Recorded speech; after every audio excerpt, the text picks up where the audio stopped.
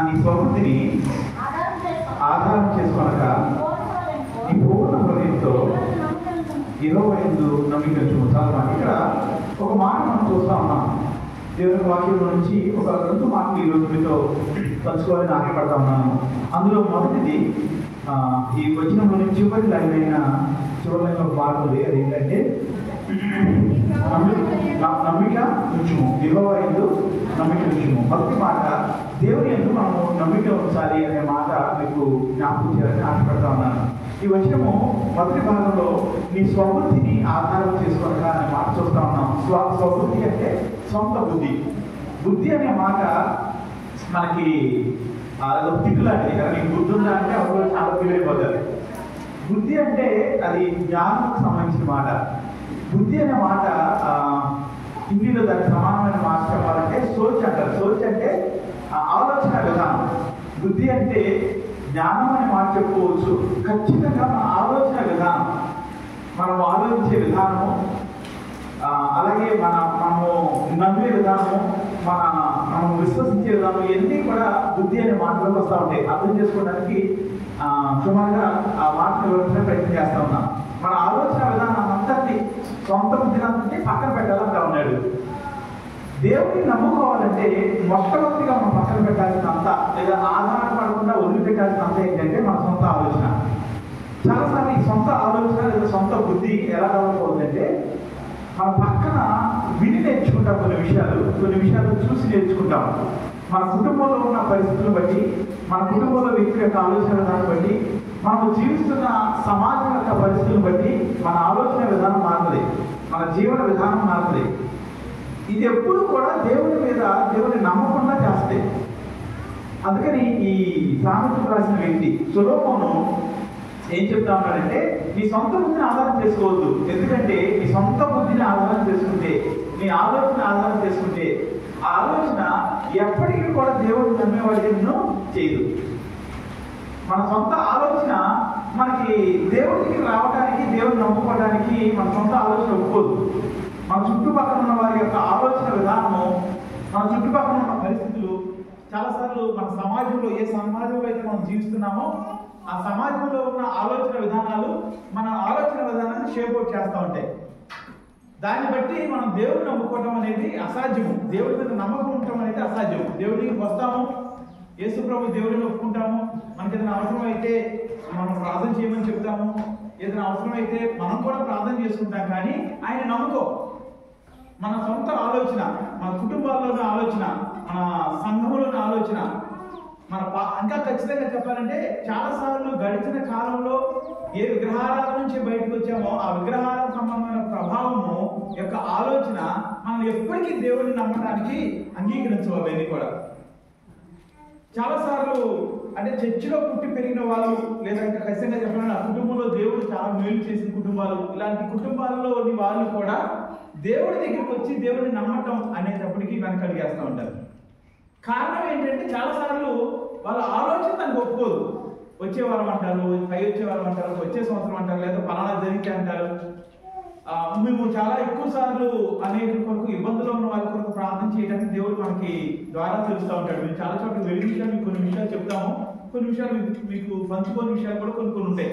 అంటే చాలా ఎక్కువ సమస్యలో ఉన్నవారు వారి గురించి ఎక్కువగా మీతో చెప్తా ఉంటాం. చాలా ఎక్కువ సమస్యల్లో కూరుకుపోయి వాళ్ళు బయటకు రాలేని పరిస్థితిలో ఉన్న వాళ్ళ గురించే మీకు ప్రార్థన చేయడానికి కానీ అలాంటి విషయాలు మీతో పంచుకుంటూ ఉంటాం. కానీ చాలా ఎక్కువ సార్లు ఈ దేవుడు నాకు ఈ మేలు చేస్తే పూర్తిగా దేవుడిని నమ్ముకుంటాం అని చెప్పే వాళ్ళలో కనీసం 110 మంది కూడా, ఖచ్చితంగా చెప్పాలంటే 5 కూడా దేవుడిని నమ్ముకోరు. ఇది చేస్తే యేసు ప్రభు దేవుడిని ఒప్పుకుంటాము, మా కుటుంబం దేవుడి దగ్గరికి వచ్చేస్తాం అన్న వాళ్ళు కూడా దేవుడి దగ్గరికి రారు. అప్పుడు కనుక అమ్మా మీరు కష్టం తగ్గితే లేదా మన ఇబ్బంది తగ్గితే దేవుడిని నమ్ముకుంటా అన్నారు కదా. ఎందుకని అంటే వాళ్ళు చెప్పే కారణాలు 3 ఉంటాయి. ఒకటి, మా వాళ్ళు వద్దంటున్నారండి అంటారు. మీరు ఉన్నారు మీ మాట, మా వాళ్ళు వద్దంటున్నారండి, మా కులంలో క్రైస్తవులు లేరంటండి, లేకపోతే మాలో క్రైస్తవులు నమ్ముకుంటే మమ్మల్ని వెలేస్తారంటండి అని చెప్తారు. మేము ప్రత్యక్షంగా ఈ మాటలు మేము విన్నాం. రెండో కారణం ఏం చెప్తారంటే, అమ్మా నీకు చాలా వయసు, చిన్నదానివి కదా, ఇప్పుడే ఎందుకు అంటారంట. ఈ మాటలు చెప్పేవాళ్ళు కనీసం 50 సంవత్సరాలు ఆ వయసుకు వచ్చిన వాళ్ళు కూడా వాళ్ళకి ఏం చెప్తున్నారంట, మీరు ఇంకా చిన్నదానే కదా, ఇప్పుడే ఎందుకు అని, ఇప్పుడే దేవుడి దగ్గరికి వద్దంటున్నారండి అనేవాళ్ళు కొంతమంది ఉంటారు.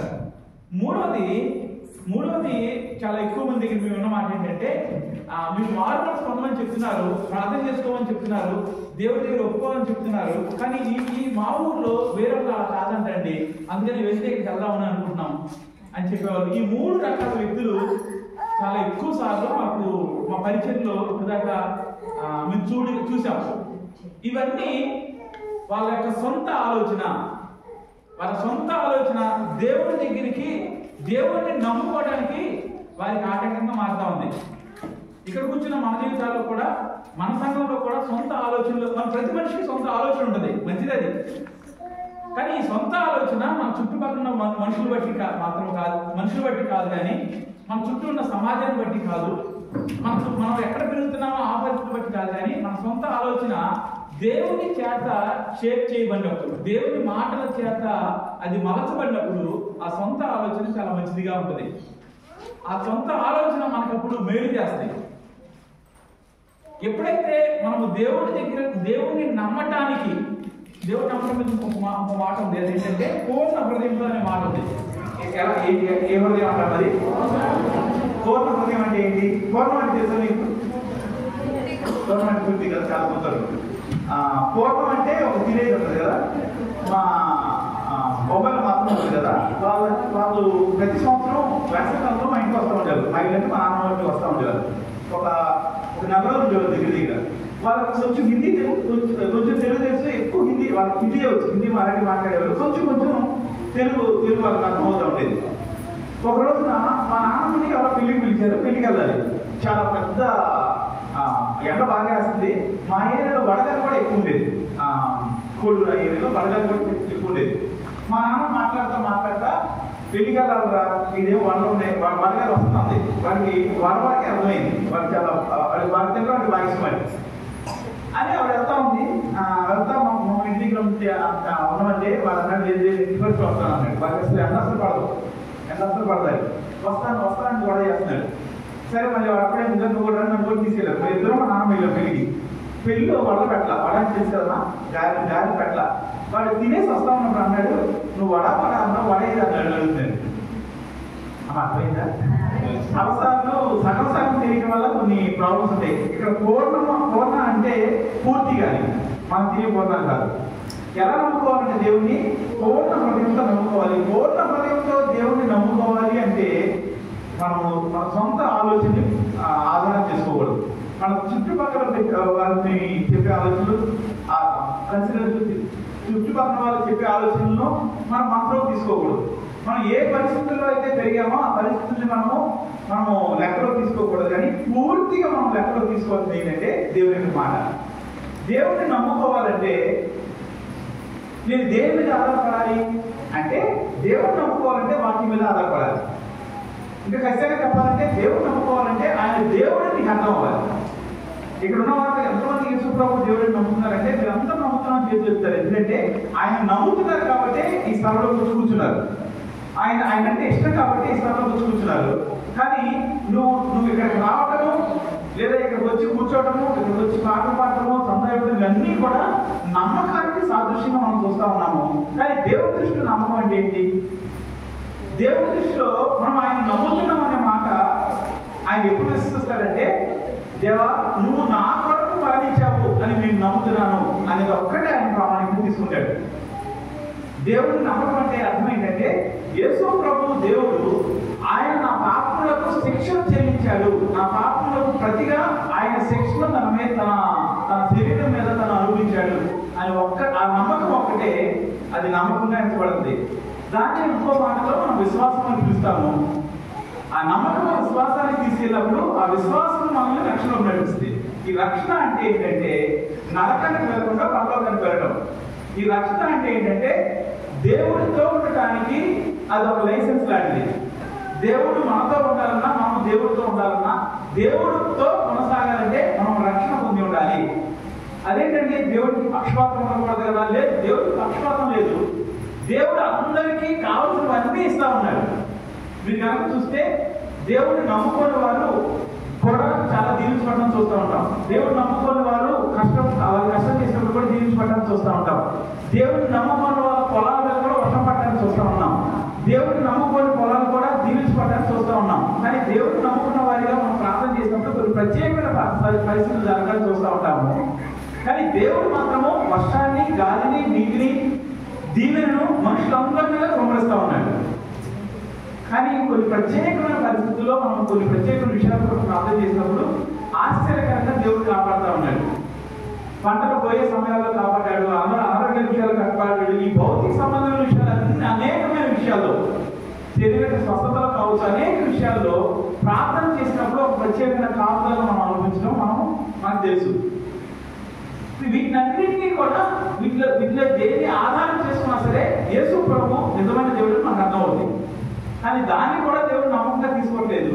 ఆయన నిజమైన దేవుడని నువ్వు నమ్ముతున్నావు, మంచిదే. యేసు ప్రభు ఏమంటాడు తెలుసా? ఆయన నిజమైన ఆయన దేవుడని, యేసు ప్రభు దేవుడని మనం నమ్ముతామంట. దెయ్యాలు ఏం చేస్తాయి తెలుసా మీకు? దెయ్యాలు నమ్మితే నమ్మాలి. దెయ్యాలను నమ్మి వణుకుతాయి అంట.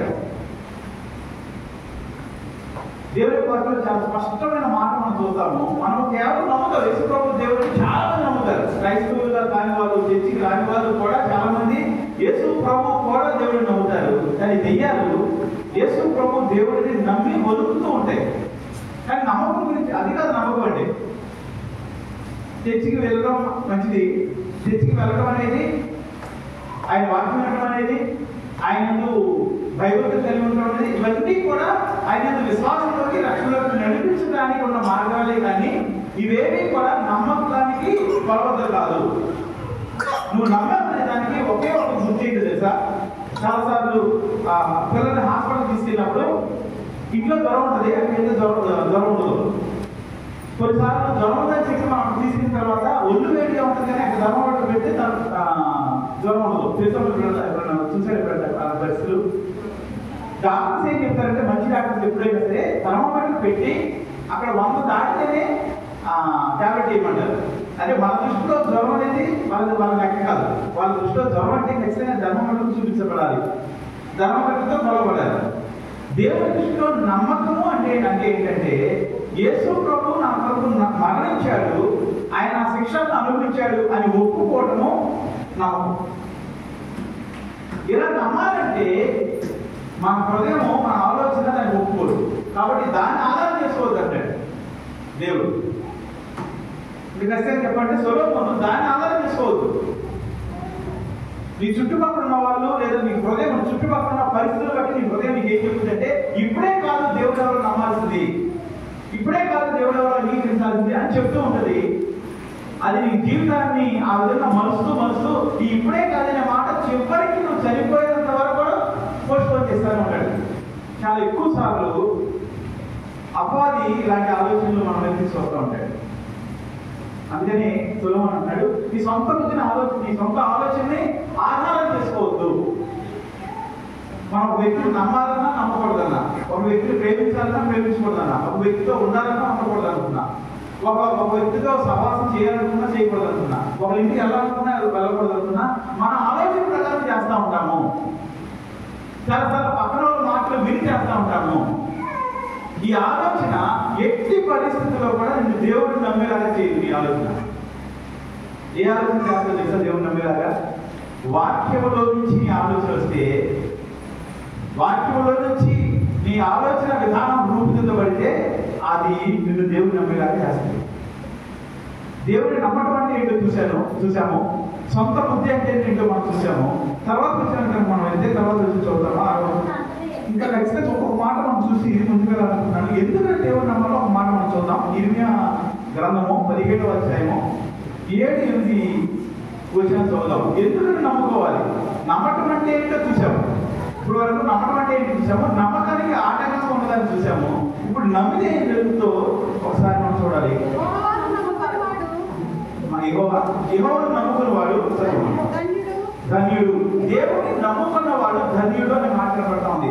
ధన్యుడు అనే మాట ఎక్కడైతే తెలుగులో వచ్చిందో అది ఇంగ్లీష్ లో ప్రతిసారి కూడా బ్లెస్డ్ అని తర్జుమా చేయబడి, బ్లెస్డ్ ట్రాన్స్లేట్ చేయబడి. బ్లెస్డ్ అంటే దీవించబడిన వాడు. ధన్యుడు అంటే తేలికైన మాటల్లో మనకు అర్థమయ్యే మాటలు చెప్పాలంటే దీవించబడిన వాడు. మనం దీవించబడిన వాడు అంటే మనం ఏమనుకుంటామంటే ఒకరికి మంచి ఉద్యోగం ఉంటే దీవించబడిన వాడు అనుకుంటాం, లేదా మంచి సంపాదన ఉంటే దీవించబడిన వాళ్ళు అనుకుంటాం, పిల్లలు ఉంటే దీవించబడిన వాళ్ళు అనుకుంటాం, పిల్లలు ఉద్యోగాలు అయ్యి పెళ్లి ఒక కుటుంబంలో సమృద్ధికరమైన పరిస్థితి ఉంటే అది దీవించబడడానికి గుర్తు. ఈ దీవెనే ఇంకొక మాటలో ఆశీర్వదించబడటం అంటాం. కానీ ఇక్కడ ఆశీర్వాదం గురించి, దీవెన గురించి, ధన్యత గురించి బైబిల్ ఏం చెప్తుందంటే యెహోవాను నమ్ముకున్నవాడు ధన్యుడనే మాట చెప్తా ఉంది. నీ సొంత ఆలోచన దేవుణ్ణి నమ్ముకోవద్దు అని చెప్తుంది.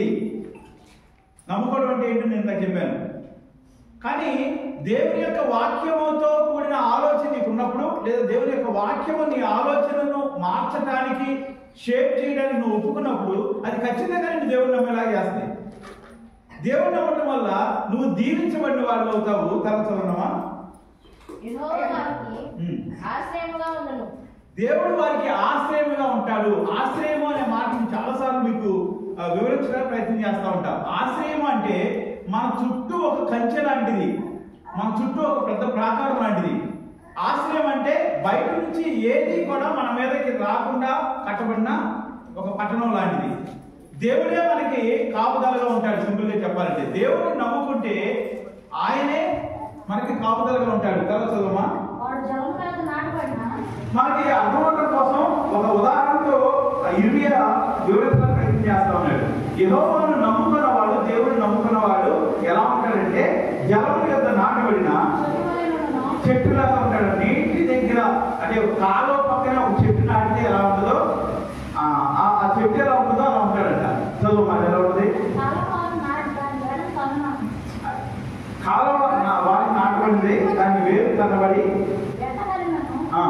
అంటే ఆ వెట్ట కలిగిన దానికి భయపడదు, దాని ఆత్మహత్యలో ఉండు.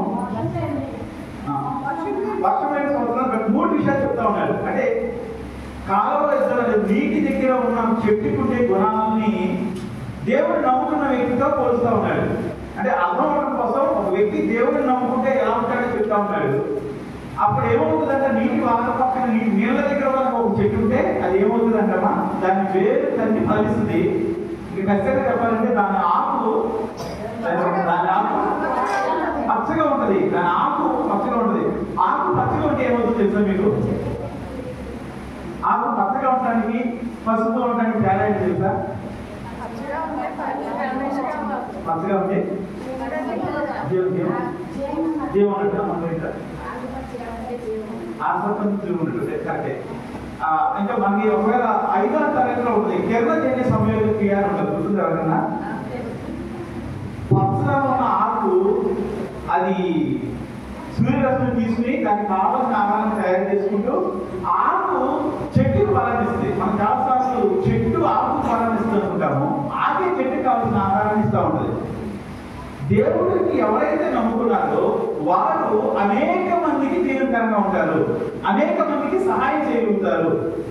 దేవుడిని నమ్ముకోవటం అనేది ఒక చాలా చాలా ఉన్నతమైన పరిస్థితి. అరే వాళ్ళ దగ్గర లేకపోయినా సరే పక్కన పెట్టే ఆలోచన ఎలా ఎప్పుడు వస్తుంది తెలుసా? దేవుని నమ్ముకున్నప్పుడు వస్తుంది. వాళ్ళ దగ్గర ఉన్నది దాచుకోకుండా వేరొకరితో పంచుకునే గుణం. ఆకు నిజంగా ఆకు అనేది చెట్టులోకి వస్తుంది. ఆకు చెట్టు యొక్క ప్రొడక్ట్, చెట్టులోకి బయటకు వస్తుంది. కానీ ఆకు ఏం చేస్తుందంటే చుట్టూ ఉన్న గాలిని సూర్యరశ్మి తీసుకుని ఆహారాన్ని తయారు చేసి ఆ ఆహారాన్ని చెట్టుకి అందిస్తుంది. ఆ చెట్టు ఎదుగుతుంది. దేవుని నమ్ముకున్న వ్యక్తి ఆ యొక్క ఆకులు పచ్చగా ఉంటాయి. తన ద్వారా తను పోషించబడటంతో పాటు అనేక మంది పోషించబడటానికి, అనేక మందికి దీవెనకరంగా ఉంటాడు. పోషణ అంటే తీసి అన్నపెట్టడం మాత్రమే కాదు, అనేక సార్లు అనేక విధాలుగా మనుషులకు దీవెనకరమైన వ్యక్తులుగా మార్చబడతారు. ఎప్పుడంటే దేవుడిని నమ్ముకుంటే. చాలాసార్లు మనుషులైన వాళ్ళు దేవుడు లేకుండా అనేకులకు సహాయం చేయాలని ప్రయత్నం చేస్తారు. మంచిదే, చాలా చేయగలుగుతారు. కానీ అది దీవెనకరమైన సహాయము దేవుడు నమ్ముకున్నప్పుడు వస్తుంది. ఒక వ్యక్తి దేవుడిని నమ్ముకున్నప్పుడు తను నీటి వానలో నీటి కాలువ పక్కన నాటబడిన చెట్టులాగా ఉంటాడు. ఆ చెట్టు యొక్క ఆకు ఎలాగైతే పచ్చగా ఉంటుందో ఇతర జీవితం కూడా అలాగే పచ్చగా ఉంటుంది. ఇంకొకటి జరుగుతుంది, వెట్ట కలిగిన అంటే ఎండాకాలం వచ్చినా సరే, కష్టతరమైన పరిస్థితులు వచ్చినా సరే, శ్రమలు వచ్చినా సరే, ఇబ్బందులు వచ్చినా సరే ఏం జరగదంట? భయం రాదా ఆ చెట్టుకి? మన జీవితాల్లో చాలా సార్లు మనం భయపడే పరిస్థితులు వస్తూ ఉంటాయి. మనుషులుగా మనం భయపడతాం సహజంగా. కానీ నీ భయం ఎంతసేపు ఉంటుందో దాని మీద ఆధారపడి నీ జీవితంలో ఉన్న భక్తి లెక్క పెట్టవచ్చు. 2 రోజులు ఉంటుందా, 3 రోజులు ఉంటుందా, 4 రోజులు ఉంటుందా, 4 సంవత్సరాలు ఉంటుందా, 4 సెకండ్లు ఉంటుందా? మనుషులుగా మనము భయపడతాము. భయపడే సందర్భాలు వస్తాయి ఖచ్చితంగా. అది ఆర్థిక ఇబ్బందుల వల్ల కావచ్చు, అనారోగ్యాల వల్ల కావచ్చు, బిడ్డల భవిష్యత్తు విషయంలో కావచ్చు, మన మన మన జీవితంలో మన సంపాదన విషయంలో కావచ్చు. భయం లేదు మనిషి ఉండడు. భయం అనేది వస్తుంది. మన కళ్ళ ముందు కనపడే పరిస్థితులు మనకు భయాన్ని తీసుకొస్తాయి. కానీ మన లోపల ఉన్న దేవుడు, నువ్వు కనుక దేవుడి యొక్క నాటబడితే, దేవుడికి ఆ చెట్టు నీళ్ళకి చాలా దగ్గర ఉంది. ఎంత దగ్గర ఉంటే అంతగా అది ఫలిస్తుంది. ఎంత దగ్గర ఉంటే దాని ఆకారం పచ్చగా ఉంటుంది. ఎంత దగ్గర ఉంటే దానికి భయం ఉండదు. గట్ట కలిగినట్టు చెట్టుకి ఇబ్బంది కలిగేది ఎండ వచ్చినప్పుడు. ఎందుకంటే నీళ్ళు ఉండదు. దానికి కావాల్సిన ప్రధానమైన సోర్స్, ప్రధానమైన వనరైన నీళ్ళు ఉండవు. కాబట్టి చెట్లు భయపడవచ్చు. చెట్లు కూడా ప్రాణం ఉంటే, ఆ చెట్లు ప్రాణం ఉంటుంది, ఆలోచన ఉంటుందని చెప్తారు కదా. ఆయన పేరు బోస్ కదా, బోస్ ఎఫెక్ట్ అంటారు. బోస్ ఎఫెక్ట్ అని. చెట్లు కూడా ప్రాణం ఉంటుంది, చెట్లు కూడా ఎమోషన్స్ ఉంటాయని రుజువు చేశారు ఆయన. అంటే చెట్టుతో ఒక మనిషిని పోలుస్తూ ఉంటే ఆ మనిషి ఎలాంటి పరిస్థితులు వచ్చినా సరే భయపడడు. కారణం ఏంటి తెలుసా? తన వేరు నీరు తాగే స్థలంలో ఉంది. ఈరోజు భయపడుతున్న పరిస్థితులు మనం ఉంటే మనం అర్థం చేసుకోవాల్సింది ఏంటి తెలుసా? దేవుని యందు నమ్మిక ఉంచు. ఖచ్చితంగా భయపడదు. గట్ట కలిగినను భయపడదు. ఇంకో లేకపోవడం తర్వాత ఏముందా? వర్షం లేని సంవత్సరమున చిత్తం ఉండదు. అంటే ఆ వర్షం లేకపోయినా సరే అది భయపడదు. బైబిల్ చూసాము, అది కాపు మానదంట. అంటే దానికి రావాల్సిన ఫలాలు రాకుండా చాలాసార్లు మనం అంటాం కదా, వర్షాలు లేవు, పంటలు పండలేదు, వర్షాలు లేవు, మామిడి తోటలు రాలేదు, ఇలాంటివి మనం వింటా ఉంటాం. అంటే రావాల్సింది రాకపోయినా సరే ఫలం మాత్రం వస్తుంది.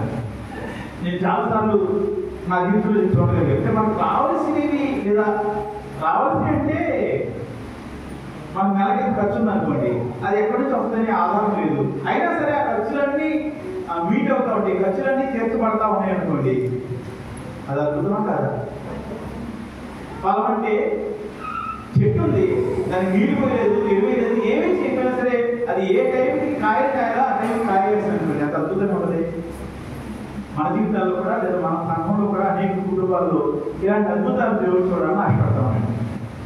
ఒక చెట్టే ఎండొచ్చి వర్షం రాకపోయి కరువున్న సమయాల్లో కూడా కాపు కాస్తాడు. కారణం ఏంటి తెలుసా? దాని వేలు చెంప దగ్గర ప్రదేశంలో ఉన్నాయి. ఒకవేళ నీ వేరు, హృదయం అనే వేరు, నీ హృదయము దేవుడిని నమ్ముకున్న దానిగా ఉంటే, నీ హృదయంలో దేవుడికి అంగీకారంగా ఉండడానికి ప్రయత్నం చేస్తే, నీ హృదయం ఉన్న ఆలోచన పక్కన పెట్టి వాక్యం చెప్తున్న దానికి లోబడి నీ పూర్ణ హృదయంతో దేవుడిని నమ్మటానికి నువ్వు ఇష్టపడితే, ఈ చెట్టు గురించి ఏమైతే చెప్పాడో అవన్నీ మన జీవితంలో నెరవేర్చబడతాయి. చాలా సార్లు మనుషులైన వారు నమ్మకం దాకా వస్తారు. సామెతల గ్రంథము 3వ అధ్యాయం 6వ వచనం ఒకసారి చదువుదాం. సామెతల గ్రంథము 3వ అధ్యాయం. నీ ప్రవర్తన అంతర్యందు ఆయన అధికారమునకు ఒప్పుకొను. ఇక్కడ ఈ సామెతలు రాసిన సొలొమోను ఆయన 2 విషయాలు చెప్తా ఉన్నాడు. 5వ వచనంలో వచ్చిన విషయాన్ని చెప్తా ఉన్నాడు, 6వ వచనంలో దాని తర్వాత విషయం చెప్తా ఉన్నాడు. 5వ విషయంలో నమ్మకం గురించి చెప్తా ఉన్నాడు. 5వ విషయంలో నీ పూర్ణ హృదయంతో నమ్మమని చెప్తా ఉన్నాడు. నీ పూర్ణ హృదయంతో నువ్వు నమ్మాలంటే నీ ఆలోచన నేను నమ్మలేదు కాబట్టి దాన్ని పక్కన పెట్టు, దాన్ని వేస్ట్ చేసుకోవద్దని చెప్తా ఉన్నాడు. ఒకవేళ నమ్మగలిగితే నీ ఆలోచనను, నీ పక్కన ఉన్న ఆలోచనను నీ ఆలోచన విధాన్ని షేర్ చేసే వాటిని నువ్వు పక్కన పెట్టి దేవుడి యొక్క వాక్యాన్ని ఆధారం చేసుకుని నమ్మగలిగితే మన జీవితం ఎలా ఉంటుందో చెప్తా ఉన్నాడు. ఇప్పుడు ఏం చెప్తా ఉన్నాడంటే సామెతలు రాసిన వ్యక్తి, నీ ప్రవర్తన అంతర్యందు ఆయన అధికారంలో ఒప్పుకోను. మనుషులు చాలా సార్లు 5వ వచనం దాకా రాగలుగుతున్నారు అతి కష్టం మీద. 5వ వచనంలో కూడా 2 భాగాలు ఉన్నాయి. ఒక భాగం ఏంటంటే యేసు ప్రభు దేవుడు ఒప్పుకుంటాము, అక్కడ దాకా కాదు. 2వ భాగమైన ఆయన నా కొరకు మరణించాడని ఒప్పుకోగలుగుతాం, ఆయన నా పాపాలకు శిక్ష అనిపించాడని ఒప్పుకోగలుగుతాం. ఈ ఒప్పుకోవడానికి చాలా చాలా చాలా ఎక్కువ సార్లు మనుషులు ఎందుకు చేస్తారంటే ఆయన ఆయన నా పాపాల కొరకు ఆయన శిక్షణ పొందాలని ఒప్పుకుంటే తర్వాత ఏదైనా చేస్తే మనం ఏమైపోతాం అనిపిస్తుంది చేస్తారు. దేవుడు మనం చెయ్యి పట్టుకుని నడిపించడానికి ఇష్టంగా ఉన్నాడు. నువ్వు చెయ్యి పట్టుకోవడానికి సిద్ధపడినంత వరకు దేవుడి చేతిని వదిలిపెట్టాడు.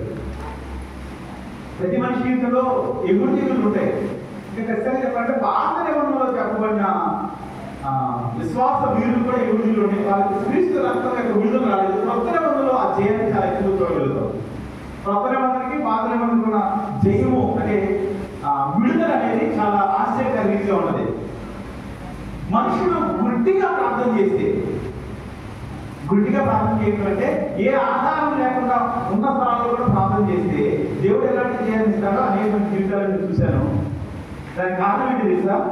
అది ప్రార్థన ఉన్న శక్తి.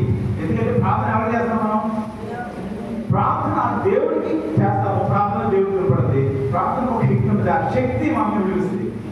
ఈ రెండో భాగమైన 6వ వచనాన్ని మనం చూస్తే నీ ప్రవర్తన అంతటి యందు ఆయన అధికారులకు ఒప్పుకొను. ఇది చాలా కష్టమైన చెప్తారు. ప్రవర్తన అంటే ఏంటి? ప్రవర్తన అంటే పనులు కదా. పనులు ఇంకా మాట, పని, ఆలోచన ఇవన్నీ కూడా ప్రవర్తన అర్థంకి వస్తాయి. మన పొద్దున్న లేచిన దగ్గర నుంచి రాత్రి పండుకునేదాకా జరిగేదంతా కూడా ప్రవర్తన అనుకోవచ్చు. ప్రవర్తన కింద వస్తాయి చెప్పలేదు. దీని అంతటి అందు ఆయన అధికారములకు ఒప్పుకొను. ఇది మనకి చాలాసార్లు మనుషులు మాట్లాడతా, అయ్యో నువ్వు మార్పులు పొందావు కదా, లేదా దేవుడికి వెళ్తున్నావు కదా, చర్చికి వెళ్తున్నావు కదా, ఇలా చేయకూడదు అని చెప్తారు చాలాసార్లు. వాళ్ళు చెప్పే మాట మంచి వాస్తవమే. కానీ అక్కడ మనం అర్థం చేసుకోవాల్సింది ఏంటంటే, ఒక వ్యక్తి దేవుడిని నమ్ముకున్నప్పుడు, ఒక వ్యక్తి దేవుడిని విశ్వాసం ఉంచినప్పుడు, ఒక వ్యక్తి దేవుడు నా కొరకు మరణించాడు, దేవుడు సజీవుడైన దేవుడిని విశ్వాసం ఉంచినప్పుడు, ఆయన అధికారంలోకి ఒప్పుకున్నప్పుడు, ఆయన అధికారం అంటే ఏంటంటే సార్, దేవా నా అంతలైతే నేను ఇలా ఉండలేను, నీకు ఇష్టం వచ్చినట్టు నేను ఉండలేను, నా అంతలైతే నా అంతట నేను నీకు ఇష్టమైనట్టుగా ఆలోచించలేను, నా అంతట నేను నీకు ఇష్టమైనట్టుగా మాట్లాడలేను, నా అంతట నేను నీకు ఇష్టమైనట్టుగా ప్రవర్తించలేను, ఇదిగో నేను పూర్తిగా నీకు లోపడుతున్నాను. లోపడటం అనే మాట ఈ ఇంగ్లీష్లో 2 పదాలు ఉన్నాయి. ఒకటి ఒబేయింగ్ ఉంటుంది, రెండోది సరెండర్ అనే మాట ఉంటుంది. ఒబేయింగ్ అంటే విధేయత చూపించడం, సరెండరెన్స్ అంటే పూర్తిగా దాసులు అయిపోవడం. ఈ 2 మాటల యొక్క అర్థము ఇక్కడ లోపటంలో చెప్తున్న మాట సరెండర్ అవడం చెప్తా ఉన్నాడు. విధేయత చూపించడం అంటే నువ్వు నేను తప్పు చేయి, బూతు మాట్లాడకూడదు కాబట్టి మాట్లాడకుండా ఉంటాను, అది విధేయత. సరెండరెన్స్ అంటే పూర్తిగా లోపడిపోవడం అంటే, అయ్యా నా అంతలైతే నేను బూతులు మాట్లాడకుండా ఉండలేను, నా నాలుకను నీ అగ్ని చేత తాకించు. నా నాలుగు ఎప్పుడైతే ఆ అగ్ని చేత తాకబడిందో నా నాలుగు ఏమవుతుంది? పరిశుద్ధపరచబడుతుంది. యెషయా 6వ అధ్యాయం మొత్తం దాని గురించి మాట్లాడుతుంది. ఆయన యెషయా చూసినప్పుడు అక్కడ ఒక నిప్పు కనికని తీసుకొచ్చి ఏం చేస్తుంది? దేవదూత ఏం చేస్తాడు? తన పెదవులకు పుట్టి ఒక మాట చెప్తాడు. అక్కడ ఏమంటారు? లేదా గుర్తుని చెప్పదు, ఇది నీ పెదవులకు తాకింది కనుక అవి పవిత్రమైన అంటారు. యెషయా 6వ అధ్యాయం 6వ వచనం ఇంకొకటి 6 చదవండి. ఇది ఎన్నో వచ్చినది? 7వ చదువు. ఇది నీ పెదవులకు తగినది కనుక నీ పాపములకు ప్రాయశ్చిత్తమైన. ఎప్పుడైతే దేవుని యొక్క అగ్ని మన పెదాలు తాకిందో అక్కడ నిప్పు పైన వచ్చినట్టు కనబడుతుంది. ఆ నిప్పు ఎక్కడంట? ఎక్కడ నుంచి చెప్తామా? 6వ వచనంలో కనబడుతుంది. బలిపీఠం నుండి కారుతో తీసిన నిప్పు. బలిపీఠము అనేది దేవుని సన్నిధిలో ఉండే ఒక ముఖ్యమైన విషయం. అది ఒక ముఖ్యమైన బలిపీఠం. అది బలిపీఠం నుండి ఒక నిప్పు తీసుకొచ్చి పెదాలకు తాగినప్పుడు ఆ పెదాలతో పలికిన చెడ్డ మాటలన్నింటినీ ప్రాయశ్చిత్తం కలిగిందని, దానికి రావాల్సిన శిక్ష కొట్టివేయబడింది. అంత మాత్రమే కాదు, కానీ అవి ఏమవుతుంది పెదాలు? 7వ చివరి భాగంలోనమ్మా, నీ దోషములు తొలగిపోయేను అని చెప్తా ఉన్నాడు. అంటే ఎప్పుడైతే మన జీవితంలో మనం చేయలేని విషయాలను మనం దేవుడి దగ్గర చెప్పుకుంటూ, దేవా నన్ను మీ అగ్ని చేత తాకి నన్ను పరిశుద్ధపరచాలని ప్రార్థన చేస్తామో, అప్పుడు ఆటోమేటిక్గా మనం దేవుని మీద లోపడతాం, దేవుని మాటకు లోపడతాం, దేవునికి ఇష్టమైన ప్రవర్తన మనం జీవించగలుగుతాం. చాలాసార్లు మనుషుల జీవితాలు ఎలా ఉంటాయంటే, మనుషులు పిలిచి అరే నువ్వు ఇలా చేయకూడదు కదా, ఇలా ఎందుకు చేసావంటే చాలా మంది మనుషులు చెప్పే కారణం రెండు ఉంటాయి. ఒకటి, నాకు తెలియలేదు అంటారు, అలా చేయకూడదని నాకు తెలియలేదు అంటారు. రెండవ తరగతికి చెందిన వాళ్ళు అలా చేస్తే తప్పేంటో అర్థం కాని పరిస్థితిలో ఉంటారు.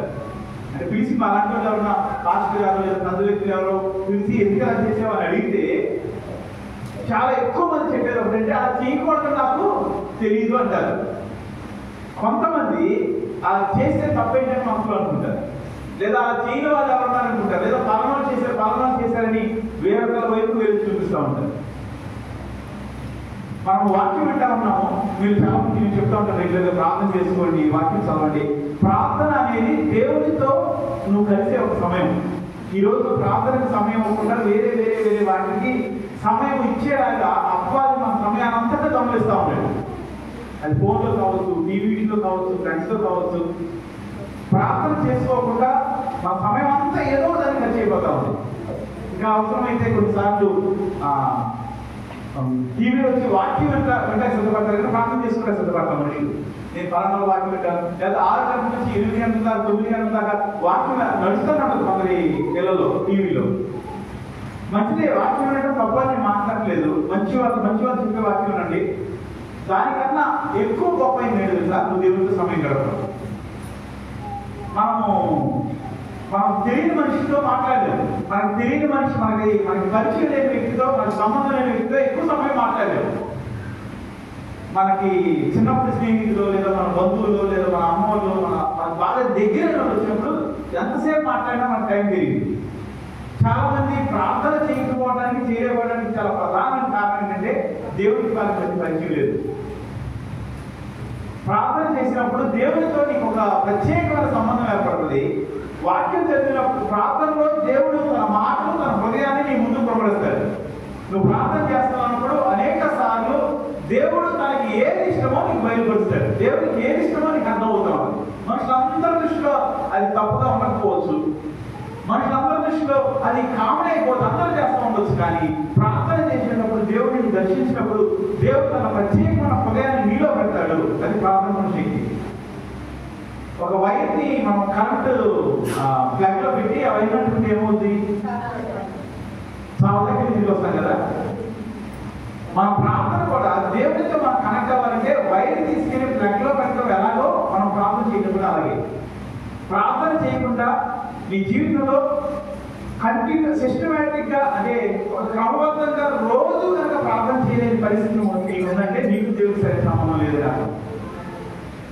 ఈ రోజుల్లో అనేక మంది దేవుడి దగ్గర నుంచి అద్భుతాలు తమ జీవితాల్లో చూసిన వాళ్ళు కూడా, అనేక మంది దేవుడు ఎవరు అర్థమైన వాళ్ళు కూడా దేవుడితో సంబంధం లేని పరిస్థితుల్లోనికి దిగజారిపోవడానికి, దేవుడికి ఎదురు తిరిగే పరిస్థితుల్లోనికి, దేవుడి యొక్క కార్యానికి ఆటంకంగా నిలబడడానికి కారణం ఏంటంటే దేవుడి యొక్క హృదయము చూడలేకపోవడం, అంటే ప్రార్థన చేయలేకపోవడం. ఒక ప్రతిరోజు క్రమబద్ధంగా నీ జీవితంలో ప్రార్థన లేదండి, అంటే ఒక సిస్టమేటిక్ డిసిప్లైన్ ప్రేయర్ లైఫ్ నీకు లేదంటే నీకు దేవుడికి ఏ సంబంధం లేదంటే. అంటే సిస్టమేటిక్ అంటే ఒక క్రమబద్ధమైన ప్రార్థన జీవితం అంటే అర్థం ఏంటంటే ఒక రోజంతా ఒకరి నుంచి తెచ్చి రాత్రి నుంచి వాళ్ళంతా ప్రార్థన చేసి ఒక వారం రోజులు ప్రార్థన అని మాట్లాడుతూ ఉన్నాం అనుకోండి, అది క్రమబద్ధమైన ప్రార్థన జీవితం. అంటే ప్రార్థన చేసే అలవాటు లేదని అర్థం, ప్రార్థనకి సంబంధం లేదని అర్థం. రోజు నువ్వు పండుకున్నా, లేచినా, నడిచినా, కూర్చున్నా, పనిచేస్తున్నా నీ హృదయంలో దేవుడితో మాట్లాడుతూ ఉండాలి. ఇది కాక నీకు వ్యక్తిగతంగా ప్రార్థన సమయం ఉండాలి. ఒక వ్యక్తి ప్రార్థన లేకుండా దేవుడితో కలిసి ఉండలేడు. ఖచ్చితంగా చెప్పాలంటే దేవుడితో సంబంధం ఉండదు. రెండో విషయము, నీ ప్రవర్తనలో దేవుని యొక్క అధికారాన్ని లోపడ్డ రెండో విషయము వాక్యాన్ని చదవడం. వాక్యాన్ని వింటాం, వాక్యాన్ని చదవటం. నేను చాలాసార్లు చెప్పాను కదా, బైబిల్ మొత్తం దగ్గర 74 గంటలు కంప్లీట్ చేయొచ్చు అంట. అంటే రోజుకు 10 నిమిషాలు కనుక చదివితే 2 సంవత్సరాల్లో 15 నెలల్లో బైబిల్ మొత్తం చదివేది. రోజుకు 10 నిమిషాలు చదివేది, అంత స్లోగా చదివేది సరే. ఆ లెక్క మనం ఎన్నిసార్లు చదువుతారు ఇప్పుడు బైబిల్? చాలాసార్లు చదువుతారు కదా. ఎందుకంటే మనకి ఉన్న వాళ్ళు చాలా మంది 30 సంవత్సరాలు చూసినారు, 10 సంవత్సరాలు చూసినారు, 3 సంవత్సరాలు, 4 సంవత్సరాలు. మనం వాక్యాన్ని ఒకవేళ చదవలేము. ఒక పక్కన వాళ్ళకి 10 నిమిషాల్లో అయిపోయేది మనకి 20 నిమిషాలు పట్టవచ్చు, అరగంట పట్టవచ్చు. అప్పుడు మహా అయితే 3 సంవత్సరాలు ఒకసారి బైబిల్ కంప్లీట్ అవుతుంది. బైబిల్ ఎందుకు చదవాలి? బైబిల్ ఎందుకు చదవాలి? బైబిల్ దేవుడి వాక్యం. బైబిల్లో దేవుడి హృదయం ఉంది. దేవుడు ఎవరో అర్థం చేసుకోవడానికి బైబిల్ మించినది ఏది లేదు.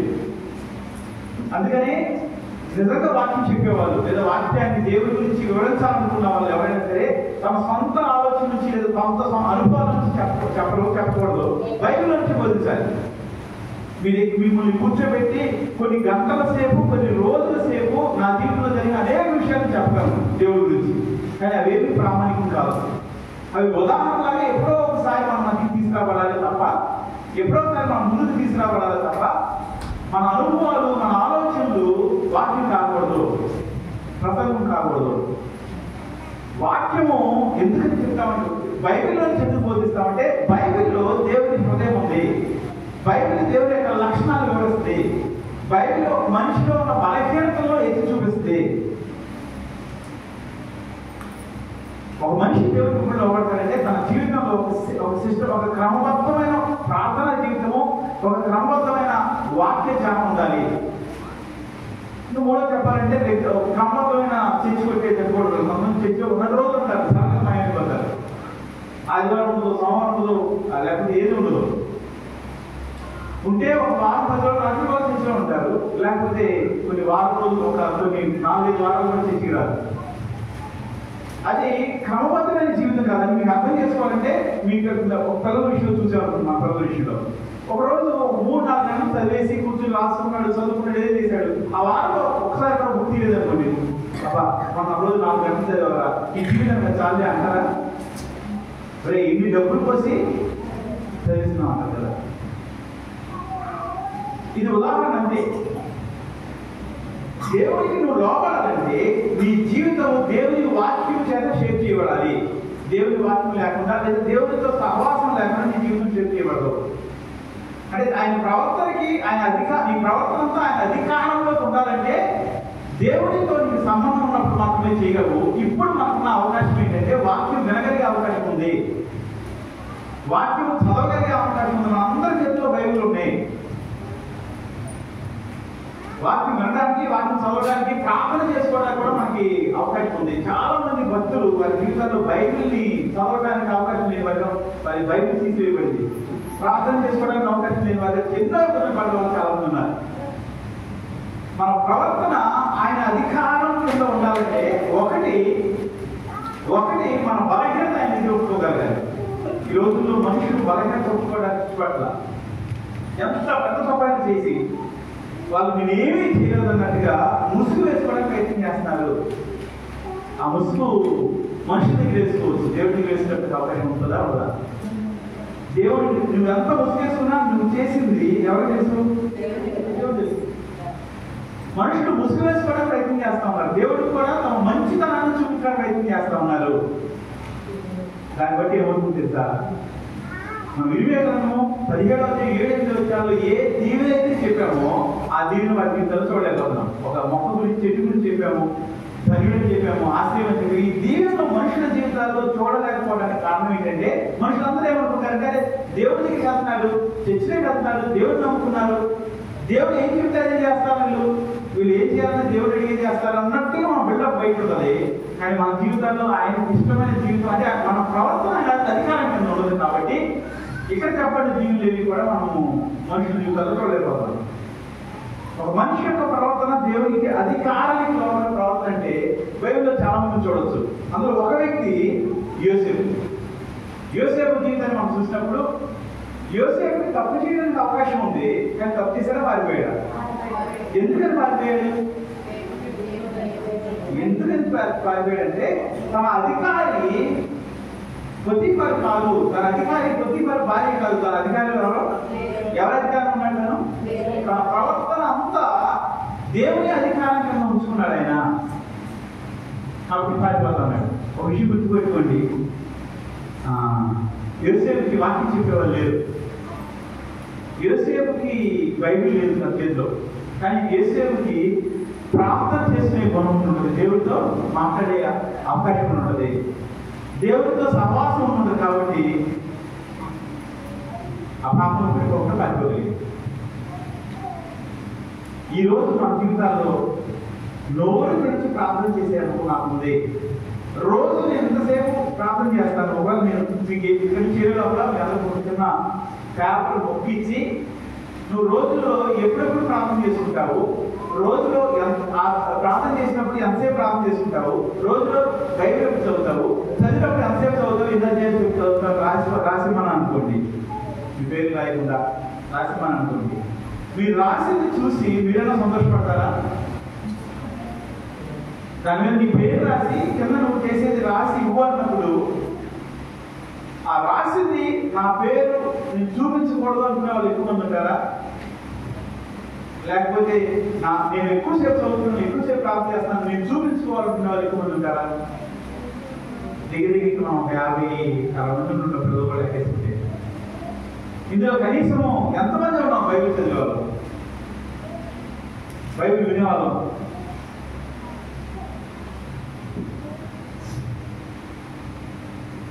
మన దేవుని అధికారానికి లోపడం అనేది మనకు సాధ్యం కాదు. చిన్న విషయంలోనే దేవుని అధికారంలో రాలేకపోతా ఉన్నాము. ప్రవర్తన అంతటి అంటే అన్ని విషయాల్లో దేవునికి లోపడతాం. పక్కన వాళ్ళు చెప్పే లోపడం, మన అమావాస్య చూడడం, రోజు చూడడం, ఇది ఈ రోజు జరిగిన లెక్కలో చూడమా? ఎవరు మాట్లాడలేదు కదా. అమ్మో పక్కన వాళ్ళకి మనం తెచ్చేవాళ్ళకి గొప్పతనం ఏం తెలుసా? పక్కన వాళ్ళకన్నా మనల్ని ఎక్కువ చెప్తారు జాతకాలను, అమావాస్య అయ్యేది. మేము ప్రాంతం వెళ్తా ఉంటాం కదా. ఇప్పుడు మనం పొద్దున్న దాకా వీళ్ళ గురించి ప్రతి సంవత్సరం పెట్టేవాళ్ళం. ఈ సంవత్సరం లేవనుకుంటాయి కదా, ఈ సంవత్సరం లేవనుకుంటారు, ఈ సంవత్సరం 2025 సంవత్సరం కదా లేవు 2025 ఒకరి ఇంటికి వెళ్తా ఉన్నప్పుడు అది ఫుల్గా పేడ తల్లి పడతాం కొట్టింది ప్రాంతం పెట్ట నిధిలోకి. సరిగ్గా కాకినాడలో కొంచెం కష్టమే కదా. ఒకప్పుడంటే బాగుండేది, కానీ మనకి కష్టమే. మనం తీసుకున్న పట్టాలు ఇబ్బంది పడతాయి, చాలా ఇబ్బంది ఉంటుంది. మేము ఆగే ఒక రోజు అయ్యాం, ఒక 2-3 సార్లు పెడతారు. అమ్మ ఎందుకు అంత పేడ లేకపోతే మనం తెచ్చుకుంటే ఆవిడిస్తున్నాము. పేడ కలకపోతే ప్రాంతం పెట్టకూడదు. ఎంత మీకు తిరిగిదమ్మా, తిరిగి తెచ్చుకోతే అది నిజం కాదు. మన వాళ్ళు అసలు చాలా గొప్ప చేస్తారు. మంగళవారం ప్రాణం పెట్టుకోమన్నారు. మంగళవారం డేట్ పెట్టేది మంగళవారం పెట్టుకుంటే మంగళవారం ప్రాణం పెట్టుకోవాలా, బుధవారం కానీ శుక్రవారం పెట్టుకోవాలా? అమ్మాయినో ఎక్కడ నుంచి వచ్చి బైబిల్లో ఉన్నాయి ఏంటి? మంగళవారం ప్రాణం పెట్టి దేవుడు రాదన్నమాట. ఎందుకండి మంగళవారం కదా. అమ్మాయి ఇలా చెప్పాలంటే చాలా చెప్పచ్చు. నీ జీవితంలో ప్రవర్తనలో దేవుని అధికారానికి లోపడుతున్నావా? దేవుని దగ్గర లోపడుతున్నావా? దేవుని అధికారానికి లోపడాలంటే అసలు దేవుని అధికారం అంటే ఏంటో నీకు అర్థం అవ్వాలి. కేవలం నువ్వు ప్రార్థన చేసుకుంటే, వాక్యాన్ని చదివితే, వాక్యం అర్థం చేసుకుంటే మాత్రమే నీకు అది సాధ్యం. దేవుని అధికారం అంటే ఏంటో,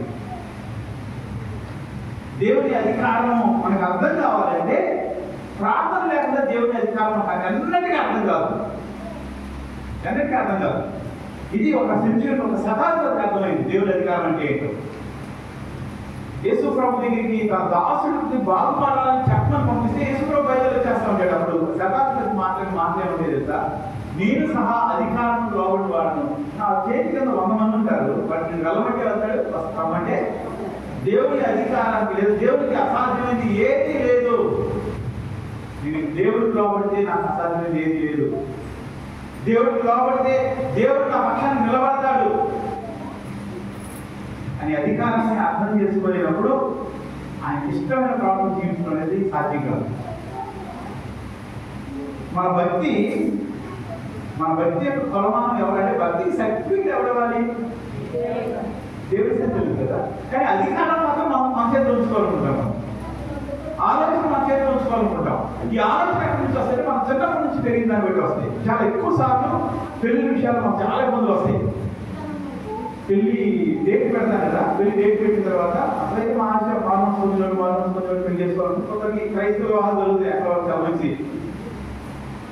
అప్పుడు ఈ పెళ్ళి ఎక్కడి నుంచి ఎప్పుడు వెళ్ళాలి? అది బుధవారం రోజు పంపిస్తారు కదా, ఏ రోజు పంపిస్తామా? ఆడపిల్లని పుట్టి నుంచి ఏ రోజు పంపిస్తాము? భక్తులు ఆశ్చర్యం మొహం పెట్టదు, ఎంత చేస్తారు మీరు పాటించి ఏ రోజు పంపిస్తారు? పుట్టి నుంచి 2 రోజులు కూడా ఉంటుంది. ఏదో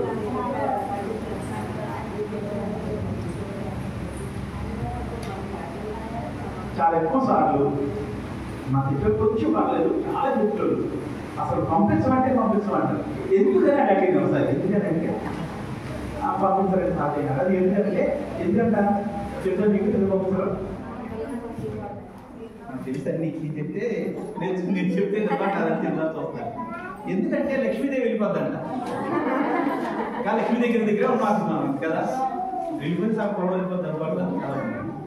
పెళ్ళి అవ్వడం మంచి గొడవ వెళ్ళిపోవడం కలిసి ఏంటంటే ఒక పెద్ద బాధ్యత తిరుగుతుంది కదా. పెళ్ళి అవ్వడం అనేది చాలా పెద్ద బాధ్యత. మంచివాడిని చూసి ప్రార్థనాపూర్వకంగా మంచి వ్యక్తి చేతిలో అమ్మాయి జీవితాన్ని పెట్టడం అనేది తన జీవితానికి ఉన్నతమైనది.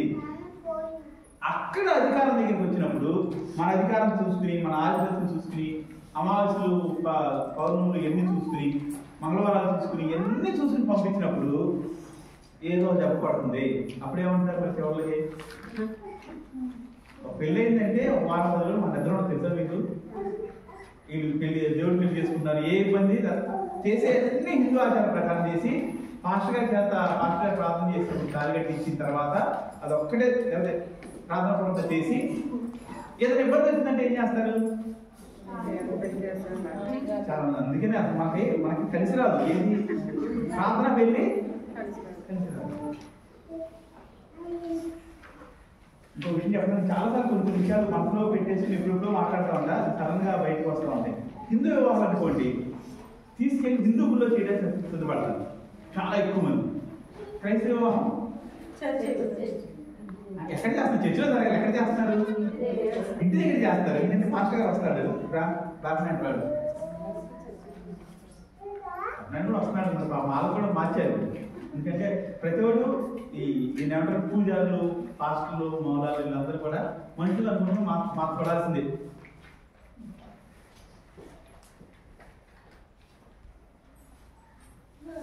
ఒక హిందూ గుడికి ఇచ్చే ప్రిఫరెన్స్, ప్రయారిటీ మన చర్చికి వెళ్ళకపోతున్నాయి మనం.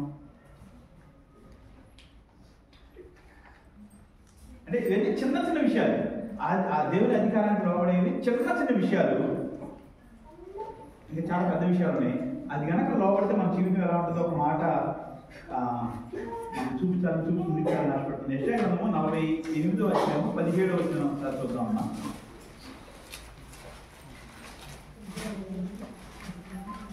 ఈ విమోచకుడును ఇశ్రాయేలు పరిశుద్ధుడైన యెహోవా ఇలాగ సెలవిచ్చున్నాడు, నీకు ప్రయోజనం కలుగునట్లు దేవుడైన యెహోవా నేనే ఉపదేశం చేసింది. ఇక్కడ దేవుని అధికారానికి లోబడితే ఒప్పుకుంటే అప్పుడు ఆయన నీ త్రోవలను సరళం చేయాలంటాడు. త్రోవ అనేది ప్రవర్తన, త్రోవ అనేది జీవన మార్గము, త్రోవ అనేది ఒక వ్యక్తి జీవించే జీవన విధానము. అప్పుడు ఆయన కనుక లోబడితే, ఆయన అధికారానికి ఒప్పుకుంటే, ఇక్కడ యెషయా గ్రంథం 48:17 రెండో భాగంలో ఒక మాట చెప్తా ఉంది, నేనే నీకు ఉపదేశం చేయుదును, నీవు నడవలసిన త్రోవను నిన్ను నడిపించదు.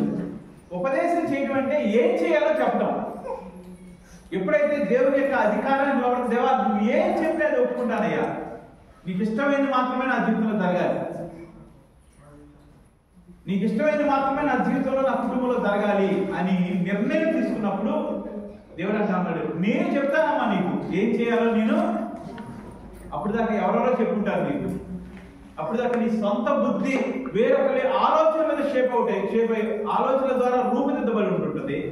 కానీ అప్పటి నుంచి దేవుడు ఏమన్నాడు తెలుసా, నేను నీకు ఉపదేశం చేస్తాను, నేను చెప్తాను ఏం చేయాలి. నిజంగా మేము కొన్ని కుటుంబాల్లో చూసామమ్మా, ఒక వ్యక్తి, ఒక కుటుంబము 6 నెలలు నిద్రపోలేదు. ఒక్క ప్రార్థనకే అడిగా ఈ రోజు కనుక నిద్రపోతే దేవుని ఒప్పుకుంటారా? ఒప్పుకున్నారు. ఒప్పుకున్న కొన్ని రోజులకి నేను పర్టికులర్గా ఫోన్ చేసి చెప్పామా పలానా రోజు పలానా వస్తుంది, పలానా గుడికి వెళ్ళొద్దు, అందరూ వెళ్ళమని చెప్తారు, మీరు వెళ్ళొద్దు అని చెప్పాము. వెళ్ళారు. ఒకసారి వాళ్ళ కొడుకు చావు దాకా వెళ్ళి తిరిగి వచ్చాడు. రెండోసారి వాళ్ళ భర్త చచ్చిపోయాడు. 2 విషయాలు జరిగింది. ఫస్ట్ టైం ఎందుకు వెళ్ళారన్నా వెళ్ళొద్దన్నాం కదా అంటే అందరూ ఎవరు అందరూ అంటే ఆ వ్యక్తి సూసైడ్ చేసుకుని చచ్చిపోయే సమయంలో ఆపేవాడు కాదు. తన భర్త చచ్చిపోయేటప్పుడు ఆపలేకపోయారు. నీకు ఉపదేశం చేసే దేవుడు అంటే నీకు ఏం చేయాలో ఏం చేయకూడదు చెప్పేది దేవుడు ఎవరుంటారు తెలుసా? దేవుడి అధికారాన్ని ఒప్పుకుంటే అప్పుడు ఆయన చెప్తాడండి. ఆయన చెప్పిన మంచిదా మనకు చెప్పిన మంచిదా? చాలా సార్లు మనుషులని మాట చెప్తా ఉంటాం కదా, అది ఏమంటే పాస్టర్ గారు చెప్పారు, పాస్టర్ గారు కూడా మంచిదే కాబట్టి పాస్టర్ గారు మాట కూడా అనకూడదు. నువ్వు మనుషులు మాట ఇవ్వద్దు, మనుషులు భయపడదా అన్నాను. వెంటనే చెప్పాము వాటిలో చెప్తా లేదు దైవంలో ఇంకా చెప్తాను. చాలా సార్లు మనుషుల మాట నమ్మొద్దు, మనుషులు భయపడద్దు, మనుషులు కాపాడాలని మంచి పని చేయొద్దు, మనుషుల మాట ఇటువంటి వెళ్ళొద్దు అని చెప్పామనుకోండి. ఫస్ట్ మంచి ఎవరు? పాస్టర్ గారు. పాస్టర్ గారు ఒక మాట కూడా వెళ్ళకూడదు, తీసుకెళ్ళిపోతాను. పాస్టర్ గారు సంతానం చెప్తే వినకూడదు, కానీ వాక్యంలో చెప్పిన ప్రతి మాట వినాలి. ఎందుకంటే సేవకుడికి నిలబడిన వ్యక్తి వాక్యాన్ని బోధిస్తూ ఉన్నాడు. నిలబడిన ప్రతి వ్యక్తి వాక్యాన్ని బోధిస్తూ కానీ వాక్యం చెప్పే వ్యక్తి యొక్క మాట మాత్రం వినాలి. రెండింటికి చాలా తేడా ఉన్నది. చాలాసార్లు మనుషులైన వాళ్ళు మనం ఏ వాక్యం చెప్పినా తీసుకోవాలంటారు. ఏ వాక్యం కాదు, దేవుడి యొక్క వాక్యంలో నుంచి అనుగుణంగా చెప్పబడిన వాక్యాన్ని తీసుకోవాలి. ఇక్కడ దేవుడు అంటాడు, నేను చెప్తానమ్మా ఏం చేయాలో నీకు నేను చెప్తాను. నేను చెప్తా ఉన్నాను కదా ఇంతకుముందు సమావేశాలు అది ఇదని వాక్యంలో స్పష్టంగా ఉంది. చాలా చోట్ల ఉంది. మీరు ఇంకా అమావాస్యలు మంచి దినాలు ఏమి పాటిస్తున్నారే అని చాలా స్పష్టంగా దేవుడు మాట్లాడుతూ ఉన్నాడు. దేవుడు అంటా ఉన్నాడు, నేను నీకు ఉపదేశం చేస్తాను. తర్వాత అంటాడు, నేను నడవలసిన త్రోవలో నేను నడిపిస్తాను. ఏం చేస్తాను? నిన్ను నడిపిస్తాను అన్నాడు కదా. దేవుడు ఎవరు నడిపిస్తాడు? నిన్ను నన్ను. ఆయన అధికారం గొప్పదేవా, నా ప్రయత్నాలన్నీ నేను చేశాను. ఆ ప్రయత్నాలు ఇవి కూడా నా సఫలం అవుతుంది. ఎందుకంటే నా ఆలోచన నిన్ను నమ్ముకొని ఆలోచనగా నీలో స్థిరపడిన ఆలోచన ఉంది కాబట్టి నా ప్రయత్నాలు విడిపోతా ఉన్నాయి. నిన్ను నమ్ముకుంటాను, నీకు లోపడతాను, పూర్తిగా లోపడతానయ్యా. నాకేం చేయాలో చెప్పు, నన్ను నడిపించు. చాలా ఎక్కువ సార్లు మనం అనుకుంటాం దేవుడు చెప్పాలి, దేవుడు మాట్లాడాలి, చాలా ఎక్కువ రోజులు ప్రార్థించున్నాం కదా. ఈ మధ్య కాలంలో చాలా ప్రయత్నాలు చేసి ఓడిపోయిన ఒక వ్యక్తితో మేము మాట్లాడుతాం. మన దగ్గర చాలా ప్రయత్నాలు చేసి దేవుడు కూడా చేస్తూ ప్రార్థన కూడా చేస్తూ చాలా తెలుస్తానికి. కానీ ఎప్పుడైతే వాక్యంలో నుంచి మేము కొన్ని విషయాలు బోధిస్తా ఉన్నామో, ఈ వాక్యంలో చెప్పబడిన విషయాల వరకు ఎప్పుడైతే నువ్వు ప్రార్థన చేస్తూ ఈ విషయాల గురించి ఎలాగే ప్రార్థన చేసుకొని చెప్పామో మన జీవితంలో మార్పు రావాల్సిన చూడగలుగుతాం. హల్లెలూయా. వాక్యమానుసారమైన ప్రార్థన, వాక్యానుసారమైన వాక్యము మన జీవితాల్లో మార్పు తీసుకొస్తే, దేవుడు మన దగ్గరికి దిగి వచ్చేలాగా చేస్తే, దేవుడు మనకు చెప్పేలాగా చేస్తే, దేవుడు మనం నడిపించేలాగా నేను పంపిస్తాను అట్లా, ఆయన నిన్ను నడిపిస్తాను అంటాడు. పిల్లలు నడిపిస్తాం కదా, అప్పుడప్పుడు వేసి నిలబడుతున్న పిల్లలు మనం చెయ్యి పట్టి నడిపిస్తాం కదా. అప్పుడప్పుడే నిలబడుతున్న వాళ్ళు 2 చేతులు పట్టి నడిపిస్తాం. అప్పుడప్పుడే కప్పడానికి వెళ్ళిన 2 చేతులు వేస్తూ మనకు 1 చేయి పట్టి నడిపిస్తాం. అలా దేవుడు మనల్ని నడిపిస్తాడు. దేవుడు మనం నడిపించడం అంటే అర్థమవుతుంది మీకు. దేవుడు మనం నడిపించడం అంటే మనతో పాటు ఆయన కూడా అటు కృప దేవుడు మనం దయచేది కాక. ప్రార్థన చేసుకున్నాం. పరిశుద్ధిగా మా జీవం కలిగిందేవా, సరక్షణ మంచిగా సర్వోన్నత ఇప్పుడు